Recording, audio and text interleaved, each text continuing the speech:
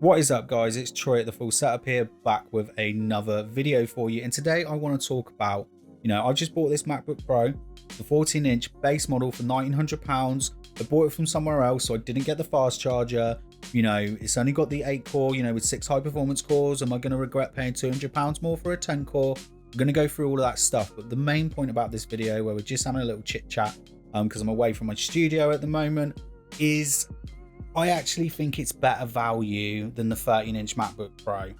And I also think that it's probably almost better value on the MacBook Air as well. So let's talk about that, because I have the MacBook Air M1. And you're going to say, okay, I've got the base model here. It's £1,000. You're talking at almost double the price. How is it better value, Troy? I'm going to show you all of that in a second.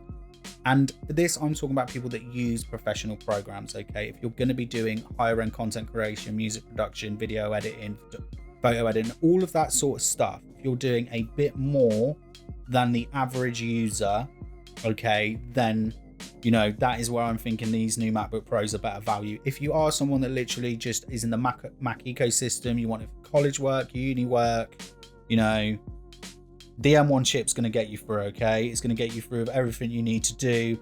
It's going to be perfectly fine for all your sort of spreadsheets, document creation, all that sort of stuff. If that's what you want it for, because you're in the Apple ecosystem, great. And to be fair, it's good for a lot of other stuff as well. I've been shocked ever since I've had this, this thin little laptop without a fan in it. You're allowed to call it a laptop, or do you have to always call it a MacBook? But yeah, this thing, I've just been shocked with it. For someone that renders mostly on a GPU on a desktop, I'm just surprised this keeps up with my RTX 3070 so well. Not in games. I'm not even going to try and say that it does that. But the M1 chip is actually good for video editing as well. But if you want more, then this is where I'm saying the MacBook, this one here, this is much better value, okay? And I'm gonna show you why. So let's start looking at the MacBook Air M1 though. So the base model at £1,000.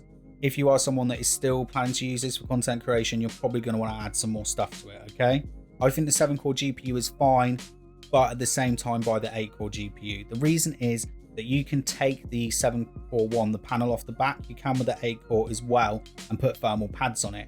The one with the 8-core GPU has already got better thermal pads in it from memory, and when I was looking at it, and it cost me £30 to do it, which would be about the same price. But if we're adding more stuff to it, look, we've got a 512 SSD in here, because you're probably going to want to upgrade that to 16 gigabytes of RAM. So you're at £1,400 for that model.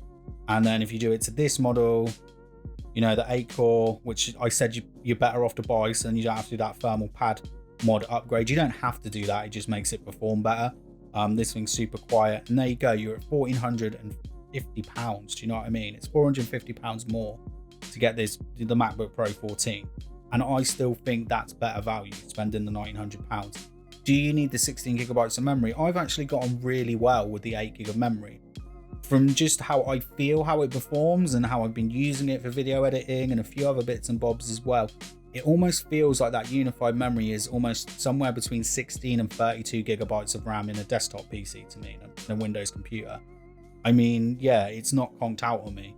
In fact, I've actually had a few more issues with Premiere Pro with 32 gigs of RAM on my PC than I have on the MacBook Air of late. But I feel that just needs a bit of optimization. So yeah, that's £1,450 for the config that you're going to need if you're in, a content creator. So I didn't want to buy the 13-inch MacBook Pro because I didn't want the touch bar. But then if you are video editing, it has got the fan in it as well. So if you're doing like longer edits, the fan might be useful, but the M1 is super efficient, okay? But again, this is where we're looking at here. If you want that bigger SSD, because that's what I'm saying, at 512 gigabytes, that's the same size as what is in the base model 14-inch MacBook Pro.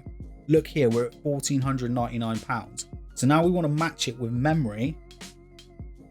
So we'll go match it with memory, 16 gigabytes, £1,699 here, okay?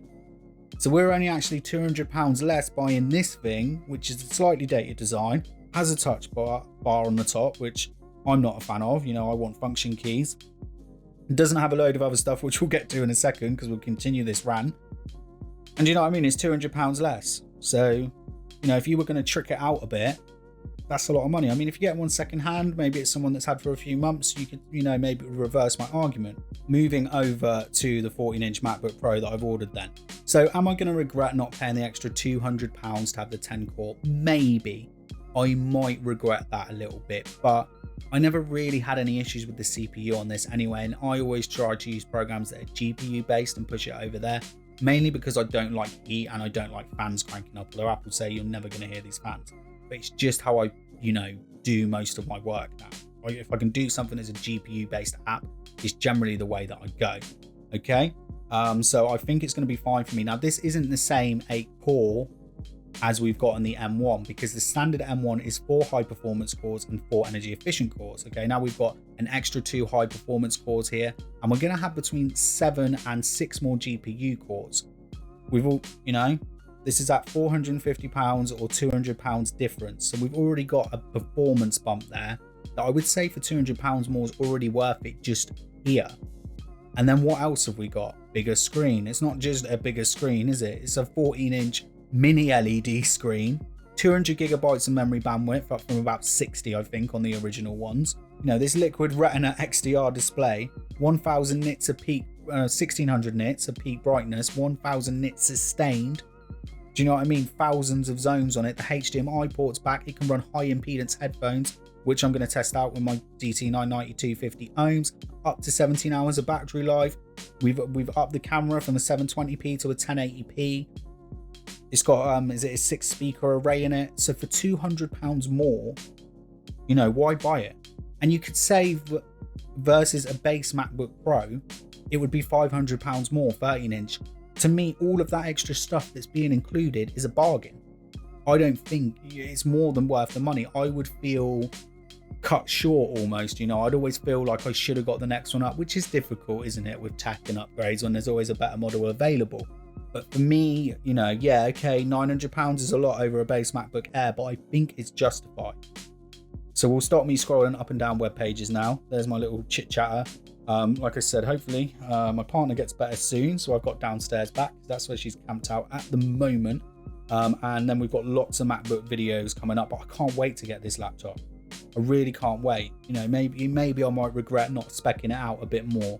I'm probably going to regret not having the fast charger. I actually bought it from somewhere else where I did have a 10% voucher on, because they let me down on a product earlier in the year. There was just a bit of mismanagement there, so I got £190 off the order, so that's why I ordered it from somewhere else.